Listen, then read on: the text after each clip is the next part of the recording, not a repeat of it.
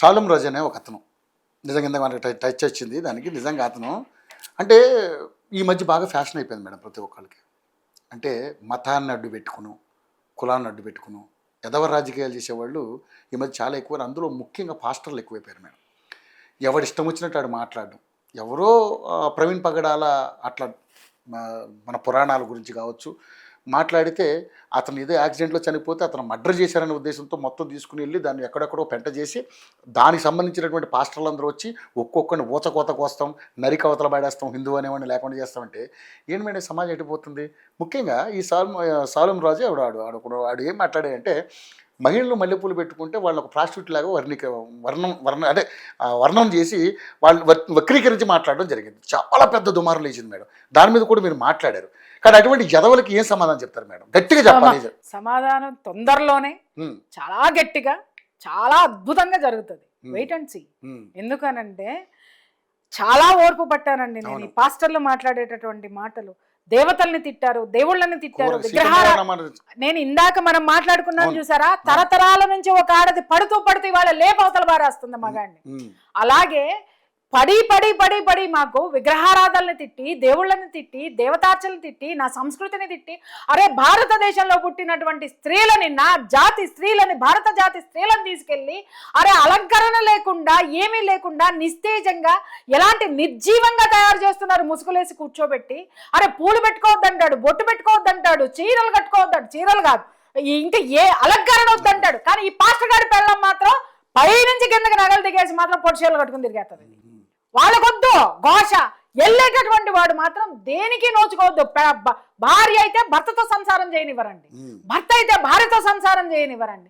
ఆ కుటుంబంలో విలువలే ఉండనివ్వరు. చివరికి వీళ్ళ విలువలన్నీ సంసారాలు ఎక్కడ జరుగుతున్నాయి అంటే ఎక్కడో ఒక చోట జరుగుతున్నాయి. వీటన్నిటి మీద ఎంక్వైరీలు వేస్తున్నాం, వీటన్నిటి చరిత్రలో బయటికి తీస్తాం. ఒక్కటి నేను చెప్తున్నా, నేను పట్టించుకోను సార్. నేను ఇందాకే చెప్పా, పోరాటం మొదలు పెట్టినప్పుడు భయంకరంగా తిట్టినారు నన్ను. సాధించాను ఈరోజు. ప్రియా చౌదరి ఏం మాట్లాడినా ఒక విషయము జనంలోకి బలంగా తీసుకెళ్లే శక్తిని నేను సాధించుకున్నా. నేను కాదు సార్, ఆ పవర్ నా మాటకి ఉంది, నాకు నేర్పిన గురువులకు ఉంది, నా దేశానికి ఉంది, నా సంస్కృతికి ఉంది, నా సంప్రదాయాలకు ఉంది, నా పురాణాల్లో ఉన్నటువంటి స్త్రీ యొక్క చైతన్యం మొత్తం నాలాంటి ఆడవాళ్ళల్లో ఉంది. ఈ రోజు చెప్తున్నా, అన్నీ ఓర్చుకున్నాం. పరమత సహనం అంటే నీ మతానికి కాదురా సహనం.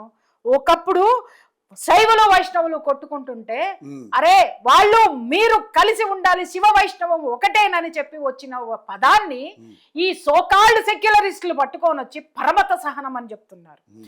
సరే, ఇక్కడ కూడా సెక్యులరిస్ట్ కి మంచి మాట మాట్లాడినారు, వాళ్ళకు కూడా సవాల్ ఇసురుతున్నా నేను. ఆడది ఎలాంటి బట్టలైనా సరే వేసుకోవాల్సిందే, నువ్వెవడరా మాట్లాడడానికని మీదకి వచ్చేస్తున్నారు కదా. మరి బుర్కా సాంప్రదాయాన్ని వీళ్ళు ఎందుకు సార్ ప్రశ్నించలేరు?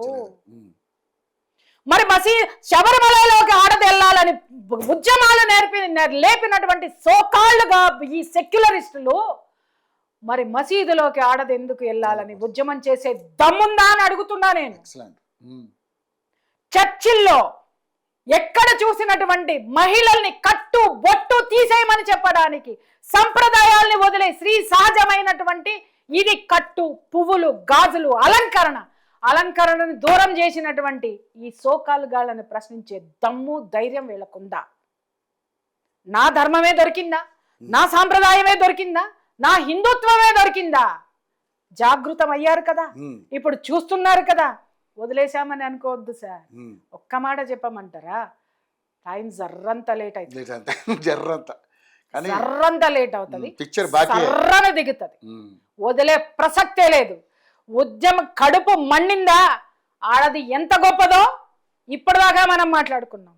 ఆడవాళ్ళని టార్గెట్ చేశారు, దేవతల్ని టార్గెట్ చేశారు, మహిళల్ని టార్గెట్ చేస్తున్నారు. ఉపేక్షించే ప్రసక్తే లేదు. Wait and see.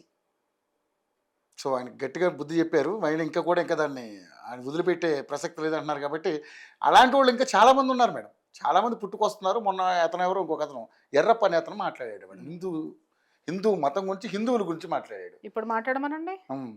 ఇప్పుడు మాట్లాడడానికి లేదు, ఎందుకంటే అతను త్రెట్టతోటి భయపడుతూ ఆయన ఒక వీడియో కూడా రిలీజ్ చేశాడు. మాట్లాడమనండి సార్, అదే జరుగుతుంది ఏ రాజుకైనా.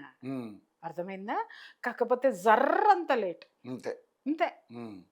కానీ చాలా దారుణంగా మాట్లాడుతున్నారు మేడం. వీళ్ళందరినీ ఏం చేయాలంటారు అసలు? ఏం అంటే ఎవరు ఎవరు ఎవరు అండ చూసుకుని రెచ్చిపోతున్నారు వీళ్ళంతా? సార్, హిందువు, ఉమ్, ప్రతి హిందువు మూసుకొని లోపల కూర్చుంటే ఉమ్, ఇదే జరుగుతుంది. సూపర్. కానీ ఒక్క మాట నేను చెప్తున్నా, ఇవాళ ఎవరు అంత ఇదిగా మూసుకొని కూర్చొని లేరు సార్. ఉమ్, ఫర్ ఎగ్జాంపుల్ ఈ మల్లెపూల విషయమే, ఉమ్, ఊతికి ఆరేసి క్లిప్పులు పెట్టలేదా? పెట్టా. మహిళలే క్లిప్పులు పెట్టారు. ఉమ్, ఇంకా సిగ్గు సరం ఉండాలి అనుకుంటే ఏజ్డ్ విమెన్ అండి బయటికి వచ్చి, ఒక ఆవిడైతే చాలా మందిని చూసాను 2-3 చోట్ల పోలీస్ స్టేషన్ ముందు మల్లెపూలు కొనుక్కొని, ఆవిడ 60-70 ఏళ్ళు ఉంటాయి వాళ్ళకి వయసు, వాళ్ళు మల్లెపూలు పెట్టుకుని మరి కంప్లైంట్ ఇచ్చిపోయినారంటే ఎంత కంటే దమ్ము ధైర్యము ఏ ఉమెన్ కుంది చెప్పండి? ఎక్సలెంట్. అవును. ఉమ్, ఇదే ఉమెన్ మీ వైపుకి కన్నెత్తి చూస్తే యాడుంటారో చెప్పండి. ఉమ్, మీకు చట్టం కావాలేమో, రప్పరప్పే. మాకు తెలుసు సార్ ఉమ్, ఉద్యమం ఎలా చెయ్యాలో, ఎలా తీసుకురావాలో. మేము పరమత సహనం మీరు పాటించండి, అందరం బాగుంటాం.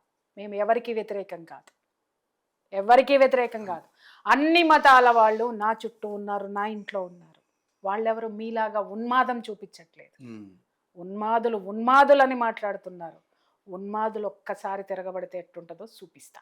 Right madam. ఎందుకంటే వాళ్ళ గురించి చాలా మంది రకరకాలుగా వాళ్ళు సోషల్ మీడియా సార్ ఓర్చుకునే ప్రసక్తే లేదు, ప్రసక్తే లేదు.